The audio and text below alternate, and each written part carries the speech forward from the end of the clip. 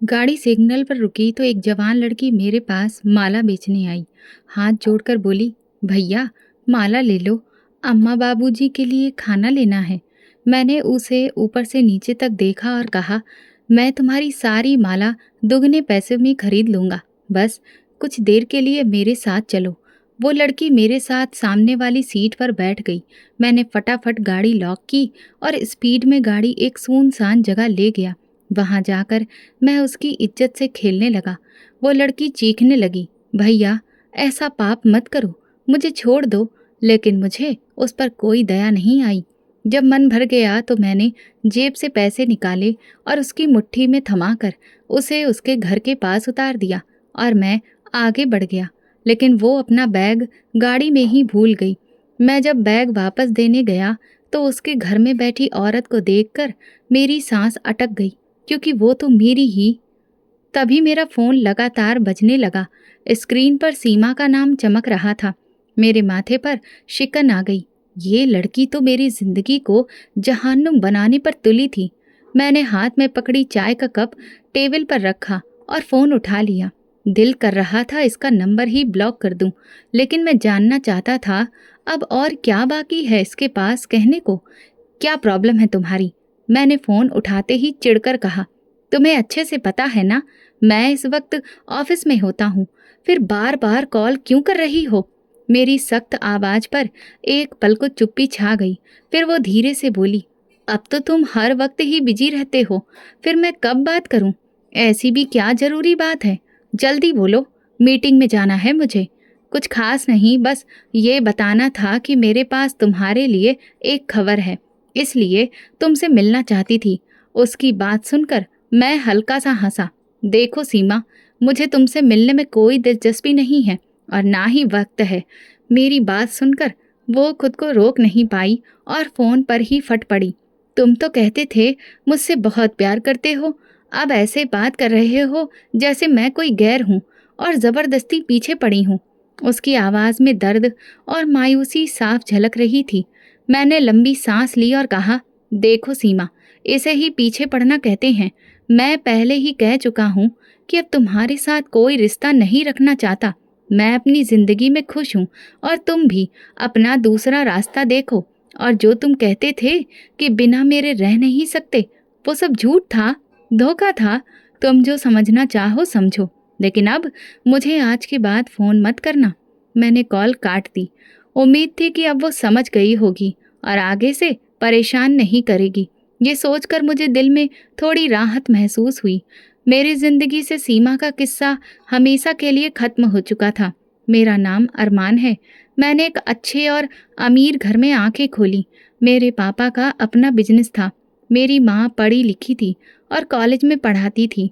घर में पैसों की कोई कमी नहीं थी। मैं अपने माँ पापा का इकलौता और बहुत दुलारा बेटा था।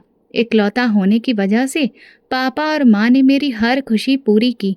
पापा अपने काम में इतने बिजी रहते थे कि ज्यादातर समय वो शहर से बाहर ही रहते, इसीलिए घर में उनका रहना बहुत कम होता था। पापा मुझसे बहुत प्यार करते थे। उन्होंने मुझे शहर के सबसे अच्छे स्कूल में दाखिला दिलवाया, मेरी हर डिमांड पूरी करते थे। मैं पढ़ाई में भी अच्छा था और हर क्लास में अच्छे नंबर लाता था।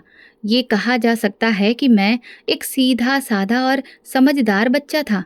माँ अक्सर मेरे साथ घर पर रहती थी। उनका कॉलेज जाने का टाइम ऐसा था कि जब मैं स्कूल जाता तब वो कॉलेज जाती और जब मैं स्कूल से लौटता तब तक वो घर आ जाती। कभी कभी ही उन्हें किसी काम से देर होती थी। वैसे घर में नौकर चाकर होते ही थे तो कोई दिक्कत नहीं थी। मेरी माँ बहुत अच्छी थी। उन्होंने हमेशा मुझे प्यार भी दिया और मेरी परवरिश में भी कोई कमी नहीं रखी। हाँ, उनका गुस्सा थोड़ा तेज था।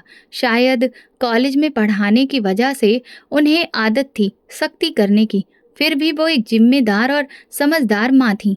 इतनी सारी सुख सुविधाओं के बावजूद मेरी जिंदगी में एक बहुत बड़ी कमी थी, मेरे माँ पापा के रोज रोज के झगड़े।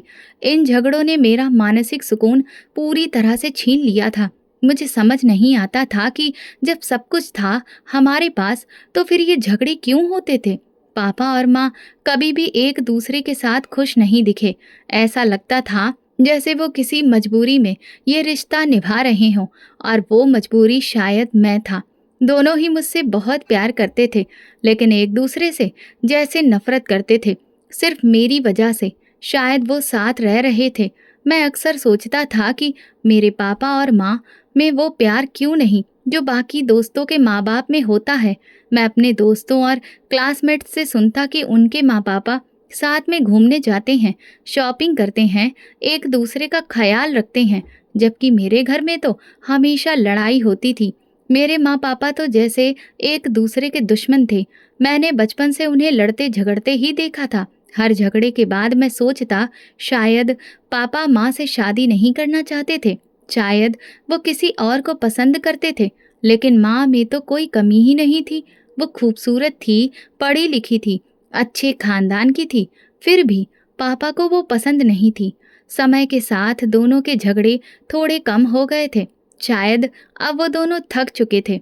अब तो बस एक छत के नीचे अजनबियों की तरह रह रहे थे। एक दूसरे से बात भी सिर्फ तब करते जब बहुत ज़रूरी हो। माँ पापा के इस व्यवहार का असर मेरी सोच और मेरी आदतों पर भी पड़ा। मैं मानसिक तौर पर बहुत परेशान रहने लगा था। शांति पाने के लिए मैंने घर से बाहर दोस्तों के साथ वक्त बिताना शुरू कर दिया।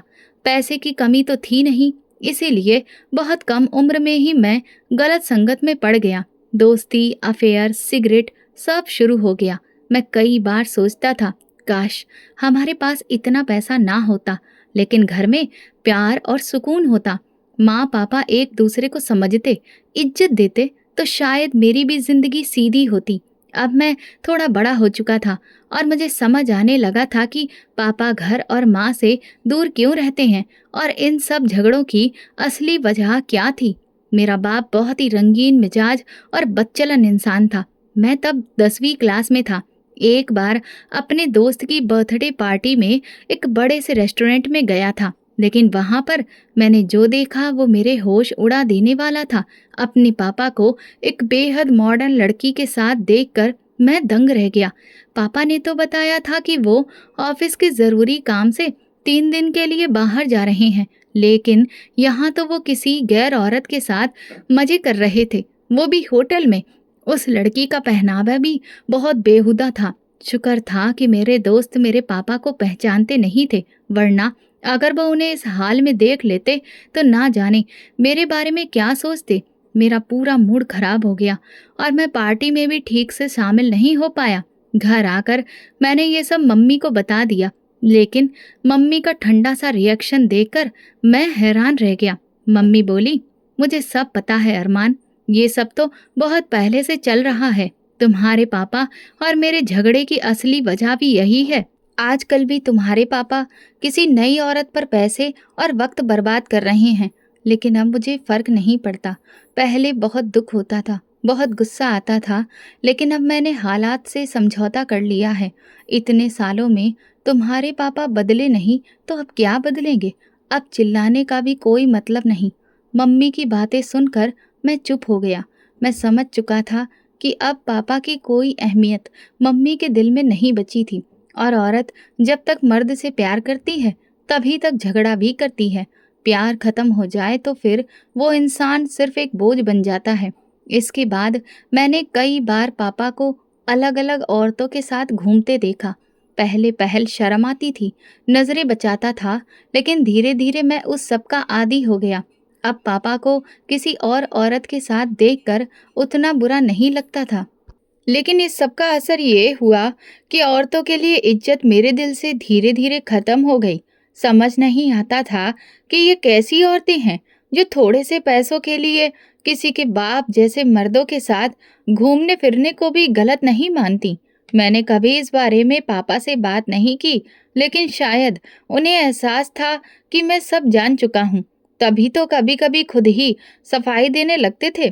देख अरमान, मर्द पर बहुत जिम्मेदारियां होती हैं। हर किसी से दिल की बात नहीं कह पाता। एक मर्द अपने घर वालों को खुश रखने की पूरी कोशिश करता है, लेकिन अगर वो अपने स्ट्रेस से छुटकारा पाने के लिए कुछ पल अपनी मर्जी से जी ले तो इसमें गलत क्या है। पापा की ये बातें सुनकर मैं चुप रह जाता। बाकी बातों में वो एक अच्छे बाप थे। उन्होंने कभी घर में पैसों की तंगी नहीं आने दी। हर वक्त ज़रूरत का पैसा घर में मौजूद रहता था। मम्मी भी काम करती थी, लेकिन पापा ने कभी उनके पैसों का हिसाब नहीं मांगा, कभी ताना नहीं मारा। वो बहुत खुले हाथों से खर्च करने वाले इंसान थे, लेकिन अच्छे पति नहीं बन पाए।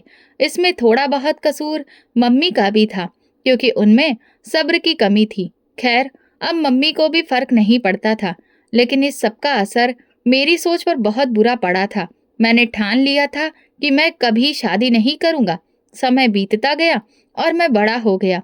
पापा चाहते थे कि मैं विदेश जाकर पढ़ाई करूं, लेकिन घर के लड़ाई झगड़े और दोस्तों की संगत ने पढ़ाई से मेरा मन हटा दिया था। मैंने अपने शहर की यूनिवर्सिटी में एडमिशन ले लिया। आखिर में तो मुझे पापा का बिजनेस ही संभालना था, इसलिए ज्यादा पढ़ने का भी क्या फायदा। यूनिवर्सिटी मैंने पढ़ाई के लिए नहीं, बल्कि दोस्त और लड़कियों के साथ टाइम पास के लिए ज्वाइन की थी। यूनिवर्सिटी में बहुत सी स्मार्ट और मॉडर्न लड़कियां आती थीं। मैं खुद भी बहुत स्टाइलिस्ट था, हमेशा ब्रांडेड कपड़े पहनता, बड़ी गाड़ी से यूनिवर्सिटी आता और पैसे भी खूब उड़ाता था। मेरा स्टाइल और शौक देखकर बहुत सी लड़कियां मेरे आसपास मंडराने लगती थीं। जो लड़की पसंद आती, उससे दोस्ती कर लेता, उसे घुमाता फिराता, महंगे होटल में खाना खिलाता, तोहफे देता और कुछ ही वक्त में वो लड़की मेरी हो जाती। फिर जब मन भर जाता तो उससे किनारा कर लेता। मैं किसी भी लड़की के साथ 5-6 महीने से ज्यादा नहीं टिकता था। धीरे धीरे मैं भी वैसी ही जिंदगी जीने लगा था जैसी मेरे पापा जीते थे। उस वक्त मुझे पापा की हरकतें शर्मनाक लगती थीं, लेकिन अब खुद वही सब करके मैं खुद को बहलाने लगा था। जैसे पापा मुझे सफाई देते थे, वैसे ही अब मैं खुद को तसल्ली देने लगा था। सोचता था कि मैं किसी को धोखा नहीं दे रहा, ना ही जबरदस्ती कर रहा हूँ। जो लड़कियां खुद मेरी तरफ आती हैं, मैं उन्हें मना भी नहीं करता, बल्कि बदले में दिल खोलकर खर्च करता हूँ। यूनिवर्सिटी में सभी को पता था कि मैं लड़कियों से सिर्फ टाइम पास के लिए दोस्ती करता हूँ। इस वजह से मेरी पहचान भी ऐसी ही बन गई थी। वहीं लड़कियां मेरी तरफ आती थी जिन्हें सिर्फ शौक पूरा करना होता था या कुछ फायदा चाहिए होता था, और बदले में मैं भी उनसे अपना मतलब निकाल लेता था। मुझे किसी भी लड़की के साथ ज्यादा वक्त बिताना पसंद नहीं था। मैं उन्हें एक टिश्यू पेपर की तरह इस्तेमाल करता और फिर छोड़ देता। आज तक किसी लड़की ने मेरे खिलाफ कुछ नहीं कहा, क्योंकि बोलती तो बदनाम खुद होती। इसलिए जब मैं किसी को छोड़ता, वो भी चुपचाप दूर हो जाती। लेकिन सीमा, वो एक अलग ही किस्म की लड़की थी। पहली बार कोई लड़की थी जो मुझे लेकर बहुत ज्यादा संजीदा हो गई थी। वो रिसर्च के सिलसिले में कुछ दिनों के लिए हमारे शहर की यूनिवर्सिटी में आई थी। टीचर्स ने उसे हमारे ग्रुप में शामिल कर दिया, क्योंकि हमारा ग्रुप यूनिवर्सिटी में सबसे ज्यादा एक्टिव और घुमक्कड़ था, तो हम ही उसे हर जगह लेकर जाते थे। यूं बहुत जल्दी मेरी और उसकी बातें होने लगी थी। वो कहीं भी जाती तो मुझे अपने साथ ले जाना चाहती थी। काम के बाद मैं अक्सर उसे खाने पीने के लिए ले जाता, कभी शहर की मशहूर जगह दिखाता, तो कभी हम लंबी ड्राइव पर निकल जाते। वो बड़ी दिलचस्पी से मेरा शहर देखती और मैं अपनी आदत के मुताबिक उसकी तारीफ करता, उसकी खूबसूरती की बातें करता। मैं कई बार उसे कह चुका था कि मुझे वो बहुत पसंद है। वो मेरी तारीफों और इस इजहार से बहुत खुश होती थी। मुझे पूरा भरोसा था कि मैं अपनी मीठी बातों से सीमा को जल्दी ही अपने झांसे में ले लूंगा। एक दिन जब हम गाड़ी में बैठे थे, तो मैं बहक गया और उसका हाथ पकड़ लिया। वो मेरी इस हरकत से हैरान रह गई। उसने झट से मेरा हाथ झटक दिया और बोली कि वो कोई वैसी लड़की नहीं है, बल्कि एक सच्चरित्र और संस्कारी लड़की है। अगर इतनी ही संस्कारी हो, तो मेरे साथ अकेले क्यों घूमती हो? मैंने पूछा। क्योंकि मैं तुमसे प्यार करती हूँ, लेकिन प्यार का मतलब ये नहीं कि मैं अपनी मर्यादा भूल जाऊं। अगर तुम मुझे छूना चाहते हो, तो पहले मुझसे शादी करनी होगी, तभी तुम्हारी चाहत पूरी हो सकती है। उसकी ये बात सुनकर मैं चौंक गया था। मैंने उसके साथ भी वही सोचकर दोस्ती की थी जैसे बाकी लड़कियों के साथ करता था, सिर्फ टाइम पास के लिए। लेकिन ना जाने उसने मेरी दोस्ती को क्या समझ लिया था। अब वो मुझसे शादी के सपने देखने लगी थी। वो मुझ पर हक जताने लगी थी। उसे ये मंजूर नहीं था कि मैं किसी और लड़की से बात करूं। वो चाहती थी कि मैं सिर्फ उसी का ही होकर रहूं। कुछ वक्त तक मैंने उसके रवैये को झेला। फिर एक दिन मैंने उसे साफ साफ बोल दिया, देखो सीमा, यूनिवर्सिटी में मेरी बहुत सारी लड़कियों से दोस्ती है और यूनिवर्सिटी के बाहर भी। मैं अपनी जिंदगी में किसी की दखल अंदाजी पसंद नहीं करता। उसने गुस्से से पूछा, तो मेरी हैसियत भी तुम्हारी लाइफ में बस एक दोस्त जितनी है? मैंने कहा, बिल्कुल, तुम भी बाकी सब जैसी हो। वो बोली, पर मैं तो तुम्हें दिल से चाहती हूँ। मैंने तो तुम्हें एक दोस्त से बढ़कर समझा। मैं तुमसे सच्चा प्यार करने लगी हूँ। मैंने जवाब दिया, ये सब क्या बोल रही हो? मुझे ना प्यार पर भरोसा है और ना ही मैंने कभी किसी से प्यार किया है। वो बोली, नहीं किया तो अब कर लो। मैं तुमसे बहुत प्यार करती हूँ। मेरी मोहब्बत को क्यों नहीं अपनाते? मैंने कहा, मैंने तो तुमसे कभी नहीं कहा था कि मुझसे प्यार करो। ये तुम्हारा अपना फैसला था। लेकिन अब मुझसे किसी भी तरह की उम्मीद मत रखना, क्योंकि मेरे दिल में तुम्हारे लिए वैसा कोई जज्बा नहीं है। वो बोली, लेकिन तुमने तो कई बार कहा था कि मैं तुम्हें अच्छी लगती हूँ, तुम्हें पसंद हूँ। फिर मेरे साथ इतना वक्त बिताना, मेरी तारीफें करना, ये सब क्या था? क्या वो प्यार नहीं था? मैंने चिढ़कर कहा, अरे सीमा, तुम भी जानती हो कि हमारी सोसाइटी में ये सब नॉर्मल बातें हैं। तुमने इसे प्यार समझ लिया तो इसमें मेरी गलती नहीं है। मेरा मूड बहुत खराब हो चुका था। मैंने गुस्से में कहा, अब प्लीज मुझसे दोबारा मिलने की कोशिश मत करना, और मैं वहां से चला गया। लेकिन सीमा ने मेरा पीछा नहीं छोड़ा। हर दूसरे दिन उसकी कॉल आ जाती। मैं कॉल नहीं उठाता तो वो यूनिवर्सिटी चली आती। न जाने वो कैसी जिद्दी लड़की थी जो पीछे ही नहीं हटती थी। मैं उससे पूरी तरह से तंग आ गया था। एक दिन उसने फिर पूछा, तो क्या मैं ये समझूं कि तुम मेरे साथ सिर्फ टाइम पास कर रहे थे?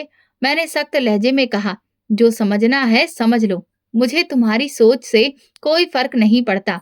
मेरी यूनिवर्सिटी की पढ़ाई खत्म होने वाली थी। माँ चाहती थी कि मैं अब शादी कर लूं। आजकल वो इसी बात को लेकर बार बार कह रही थी। उन्होंने मुझे कई लड़कियों की फोटो भी दिखाई थी और चाहती थी कि मैं उनमें से किसी को पसंद कर लूं। लेकिन मुझे शादी का नाम सुनते ही चिढ़ होने लगती थी। जब बिना शादी के भी मेरी सारी इच्छाएं पूरी हो सकती थीं, तो फिर शादी करके क्यों अपनी आज़ादी खत्म करूं?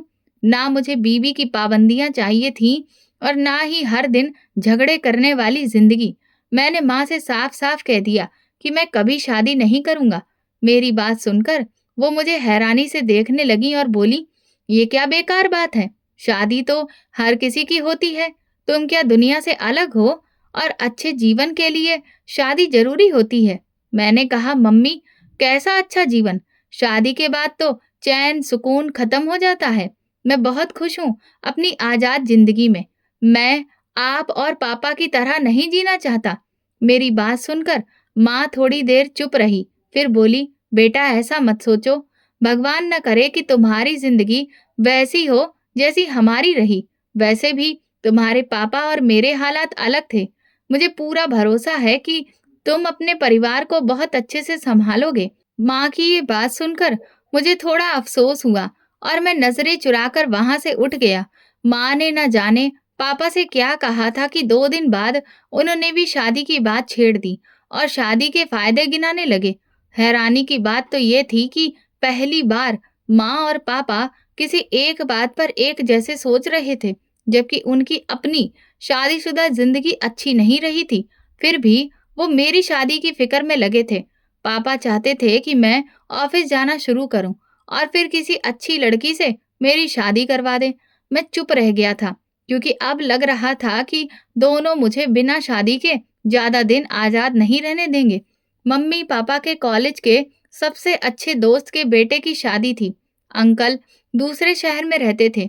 माँ की नौकरी और पापा के बिजनेस की वजह से हम उनके घर बहुत कम जाते थे।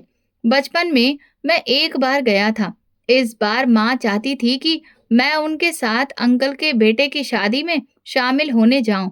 वैसे भी यहाँ सीमा ने मेरा जीना हराम कर रखा था, तो मैं माँ के साथ चल दिया। शाम तक हम अंकल के घर पहुंच गए। अंकल बहुत खुश हुए और प्यार से मिले। उनके 2 बच्चे थे। बड़े बेटे अमित की शादी थी और उससे छोटी बेटी सरिता। मैं तो माँ के साथ आ गया था, लेकिन अब पछता रहा था। ये छोटा सा शहर मुझे बिल्कुल भी पसंद नहीं आ रहा था और रिश्तेदारों से मिलकर तो मेरी हालत ही खराब हो रही थी। तभी सरिता चाय लेकर कमरे में आई। मैंने उसे देखा तो देखता ही रह गया। वो बेहद खूबसूरत और मासूम लग रही थी। उसके चेहरे पर एक अलग ही चमक थी। उसे देखते ही मेरे मन में एक शरारती ख्याल आ गया था। लगा कि अगर सरिता साथ हो तो यहाँ का वक्त आसानी से कट जाएगा, वरना तो ये रिश्तेदारों की भीड़ मुझे पागल कर देती। मैं सरिता से बात करना चाहता था, लेकिन वो कभी अकेले मिलती ही नहीं थी। उसे देखकर मेरे मन में शादी का ख्याल नहीं आया था। बस इतना था कि उससे दोस्ती करके कुछ अच्छा वक्त बिताया जा सकता है। मैं इतना गिर चुका था कि अपने पेरेंट्स के दोस्त की बेटी को भी अपने मतलब के लिए इस्तेमाल करना चाहता था। मुझे पूरा भरोसा था कि जैसे बाकी लड़कियां मेरी बातों में आ जाती थीं, वैसे ही सरिता भी जल्दी ही मेरी तरफ खिंच जाएगी। लेकिन ये मेरी गलतफहमी थी। सरिता बहुत मजबूत सोच वाली लड़की थी। एक दो बार मैंने उसकी खूबसूरती की तारीफ की तो वो थोड़ा झेंप गई और तुरंत वहां से चली गई। मैं उसके मन में अपने लिए क्या सोच है ये जानना चाहता था, लेकिन वो मेरी किसी भी बात का जवाब नहीं देती थी। मैं अक्सर उसके साथ इधर उधर की बातें करने लगता तो वो चुपचाप कमरे से बाहर निकल जाती। लेकिन मुझे तो ये समझ ही नहीं आ रहा था कि वो क्या महसूस कर रही है। मुझे लगा इस तरह तो मैं वापस चला जाऊंगा और उससे बात करने का मौका ही नहीं मिलेगा। यही सोचकर मैंने तय किया कि अब उससे खुलकर बात कर लेनी चाहिए। एक दिन वो अकेली किचन में काम कर रही थी। मैंने मौका देखकर सीधे बोल दिया कि मुझे वो पसंद है और मैं उसके साथ दोस्ती करना चाहता हूँ। मैंने ये भी कहा कि देखो, हम एक ही उम्र के हैं, तो थोड़ी बहुत बातचीत या दोस्ती में कोई दिक्कत नहीं है और अगर वो चाहे तो हम इस रिश्ते को थोड़ा आगे बढ़ा भी सकते हैं। मैंने कहा, तुम सोच लो और फिर बताना। मुझे लगा था कि सरिता मुझ जैसे लड़के को ना नहीं कहेगी, लेकिन जो हुआ वो मेरी सोच से बिल्कुल अलग था। मेरे कहे का मतलब कुछ और था, लेकिन वो बहुत मासूम थी। उसने मेरी बात को अलग ही समझ लिया। उसे लगा कि मैं उससे शादी की बात कर रहा हूँ। मैंने तो ऐसा कुछ नहीं कहा था कि मैं उससे शादी करना चाहता हूँ, लेकिन उसने समझ लिया कि मैंने उसे प्रपोज किया है और जवाब सोच कर देने को कहा है। अब वो जवाब क्या देती? उसने ये बात अपनी माँ को बता दी और उसकी माँ ने ये बात अपने पति को बताई और फिर अंकल के जरिए ये बात मेरी माँ तक भी पहुंच गई। माँ तो खुशी से झूम उठी। उन्होंने आकर मुझे गले लगा लिया और प्यार से मेरा माथा चूम लिया। मैं थोड़ा हैरान था कि माँ को अचानक क्या हो गया है।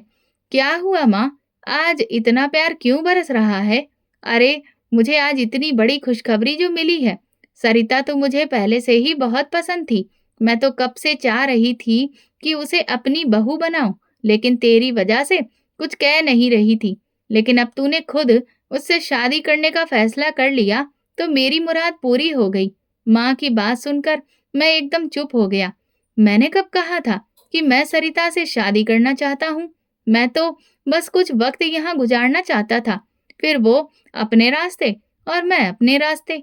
लेकिन पता नहीं उसने क्या समझा कि पूरे परिवार में ये बात फैला दी कि मैंने शादी के लिए कहा है। अब तो हर कोई बधाइयां दे रहा था। मेरे कहे रिश्ता आगे बढ़ाने से उसने यही मतलब निकाला कि मैं उससे शादी करना चाहता हूँ। मैं खुद को ही कोसने लगा कि मैंने ऐसा क्यों कहा।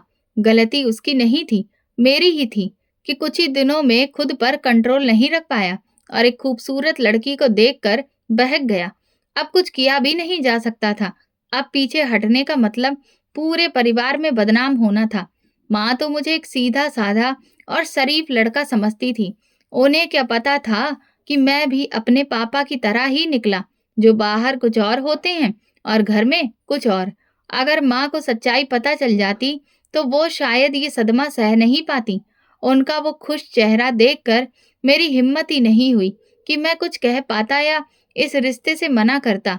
मैंने चुपचाप किस्मत को मान लिया और इस तरह सरिता मेरी पत्नी बनकर मेरी जिंदगी में आ गई। मैंने तो कुछ और सोचा था, लेकिन हो कुछ और ही गया। मैं कभी शादी करना ही नहीं चाहता था, लेकिन हालात ऐसे बने कि करनी पड़ी। मेरे लिए तो ये बात पूरी तरह सही बैठी कि जोड़ियां ऊपर से बनती हैं। खैर, मैंने भी यही सोचकर सब मान लिया कि जो हुआ अच्छा हुआ। माँ और पापा तो मेरी शादी से बहुत खुश थे। मेरी शादी को 6 महीने बीत चुके थे। शादी के बाद मुझ में थोड़ी जिम्मेदारी भी आ गई थी। मैंने ऑफिस जाना शुरू कर दिया था। लड़कियों से मिलने जुलने का शौक भी थोड़ा कम हो गया था, लेकिन फिर भी अपनी आदतों से पूरी तरह पीछा नहीं छुड़ा पाया था। जब भी कोई खूबसूरत लड़की दिखती तो मेरा मन उसे पाने को मचल उठता था। मेरी सेक्रेटरी बहुत स्मार्ट और मॉडर्न थी। अक्सर मैं उसके साथ होटल में टाइम पास करने चला जाता। मैंने अपनी आदतों पर कुछ हद तक काबू तो पा लिया था, लेकिन पूरी तरह से नहीं। सरिता पूरी तरह से एक घरेलू लड़की थी, बहुत समझदार और अच्छी सोच वाली। शादी मैंने भले ही मजबूरी में की थी, लेकिन शादी के बाद मुझे उससे एक अलग ही सुकून मिलने लगा था। वो घर को, माँ को और पापा को बहुत अच्छे से संभालती थी। मैं भी उसकी केयर करने की कोशिश करता था। मैं नहीं चाहता था कि अपने पापा की तरह मैं भी बीवी से झगड़ा करके घर का सुकून बर्बाद करूं। इसीलिए मैं सबको खुश रखने की कोशिश करता था। बाहर चाहे जैसे भी रहूं, लेकिन घर में मैं एक जिम्मेदार पति बन गया था। शादी को 1 साल हुआ तो भगवान ने मुझे एक प्यारी सी बेटी दी। माँ ने उसका नाम हिमानी रखा। मैं जब अपनी छोटी सी बेटी को देखता तो खुशी और हैरानी में डूब जाता। वो कितनी प्यारी और मासूम थी। मुझे अपनी बेटी से बेहद प्यार हो गया था। हिमानी के जन्म के बाद जैसे मेरे अंदर सब कुछ बदलने लगा। मेरा मन जल्दी घर जाने को करता और ऑफिस से सीधा घर आ जाता। जैसे ही वो मेरी आवाज सुनती, गोद में आने को मचलने लगती। मैं उसे गोद में उठा लेता और उसके साथ खेलने लगता। हिमानी 2 साल की हुई तो भगवान ने मुझे दूसरी बेटी पूजा से नवाजा था। पूजा भी हिमानी की तरह बहुत प्यारी थी, लेकिन ना जाने क्यों दूसरी बेटी के जन्म पर मैं अंदर से थोड़ा बेचैन सा हो गया था। मैंने अपनी पूरी जिंदगी में लड़कियों को एक इस्तेमाल की चीज से ज्यादा कभी नहीं समझा था। अब मेरी खुद की बेटियां थीं, जो एक दिन बड़ी होंगी। अगर उन्हें भी मेरे जैसा आदमी मिल गया तो नहीं, मैं अपनी बेटियों की पूरी तरह से सुरक्षा करूंगा। उन्हें कभी किसी के बहकावे में नहीं आने दूंगा।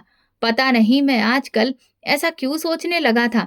उस दिन मैं ऑफिस से थोड़ा जल्दी घर आ गया था, लेकिन जब ड्राइंग रूम में सरिता को सीमा के साथ बैठे देखा तो मेरी तो जैसे सांसें ही अटक गईं। मैं वहीं दरवाजे पर रुक गया। अरे, आप आज जल्दी आ गए। ये मेरी दोस्त सीमा है। बैठिए, मैं चाय लेकर आती हूँ। सरिता किचन में चली गई। सीमा, तुम यहाँ क्यों आई हो? मैं सरिता से मिलने आई हूँ। शायद तुम्हें पता नहीं है कि वो मेरी बहुत पुरानी दोस्त है और मैं इसी शहर में रहती हूँ। शादी के बाद कुछ साल के लिए बाहर चली गई थी तो मिल नहीं पाई। अब वापस आई हूँ तो मिलने चली आई।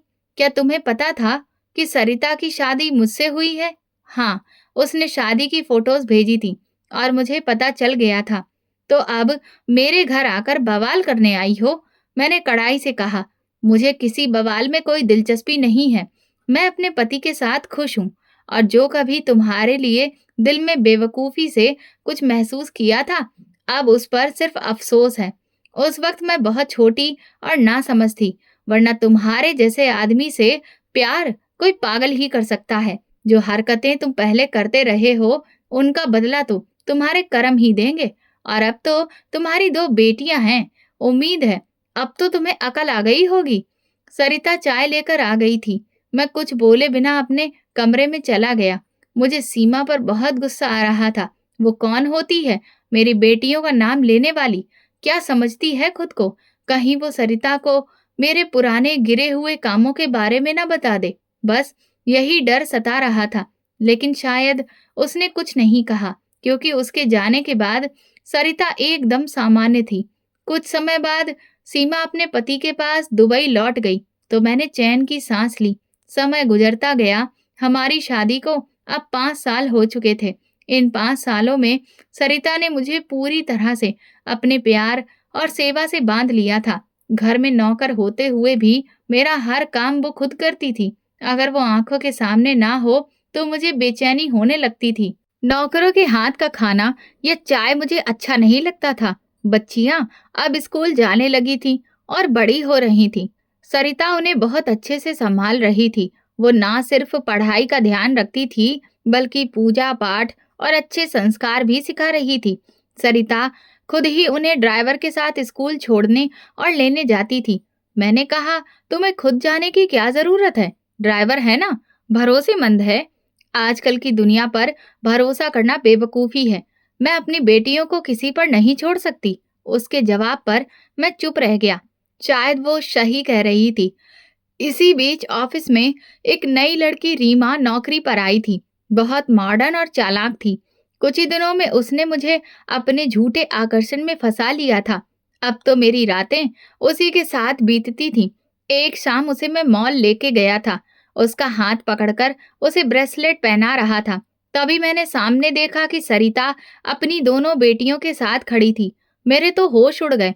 सरिता ने मुझे देखा और तुरंत अपनी बच्चियों को लेकर दूसरी तरफ चली गई। शुक्र था कि बच्चियों ने मुझे नहीं देखा था। वो तो कपड़े और गहने देखने में लगी थी।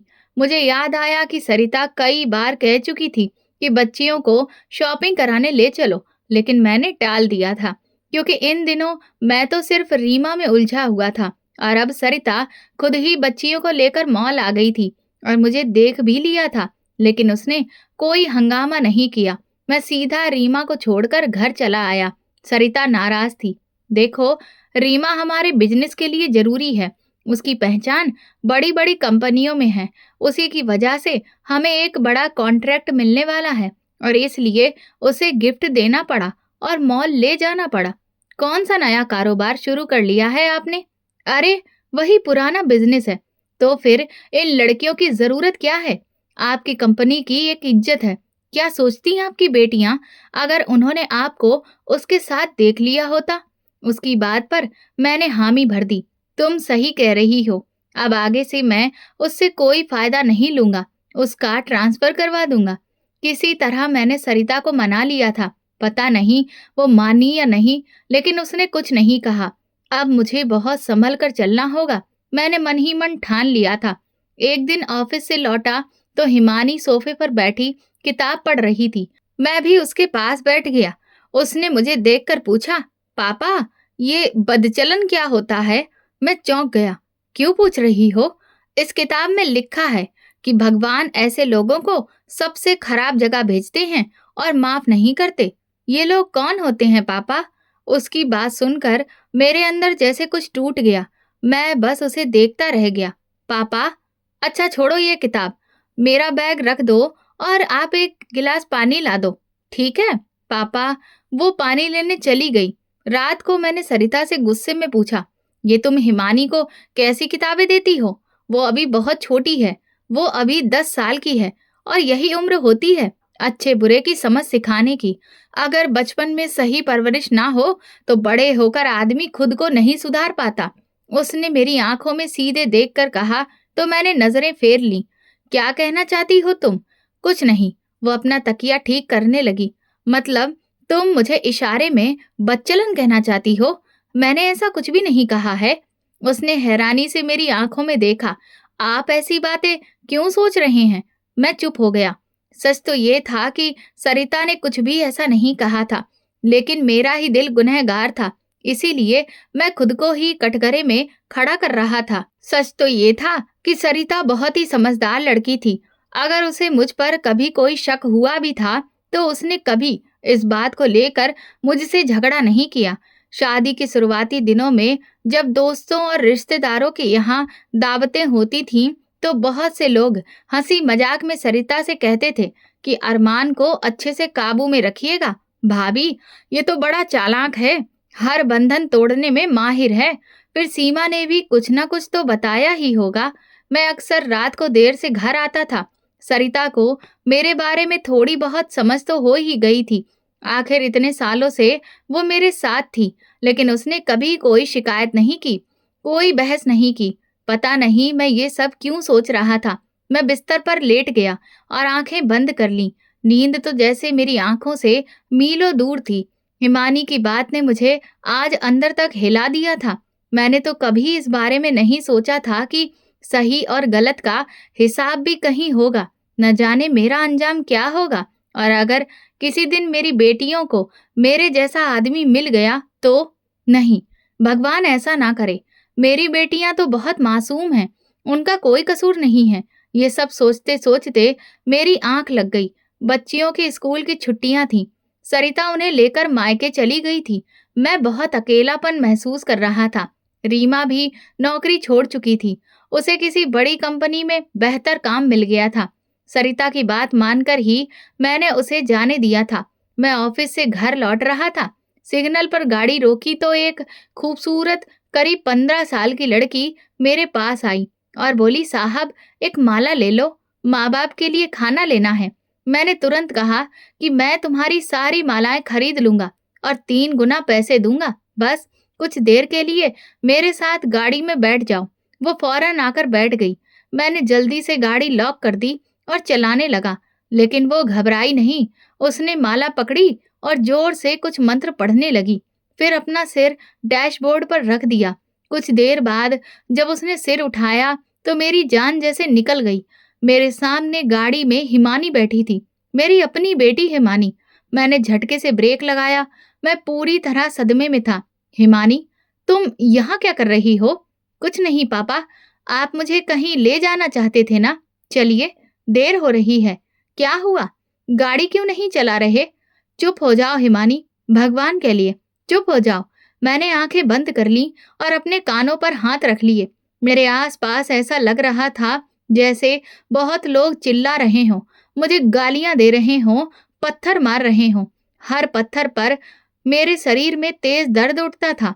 मैं पसीने से भीग गया था और मेरी सांसें बहुत तेज चल रही थीं। साहब, साहब, क्या हुआ? हिमानी मेरा हाथ पकड़कर पूछ रही थी। हिमानी, तुम मुझे साहब क्यों कह रही हो बेटा? मैं तुम्हारा पापा हूँ।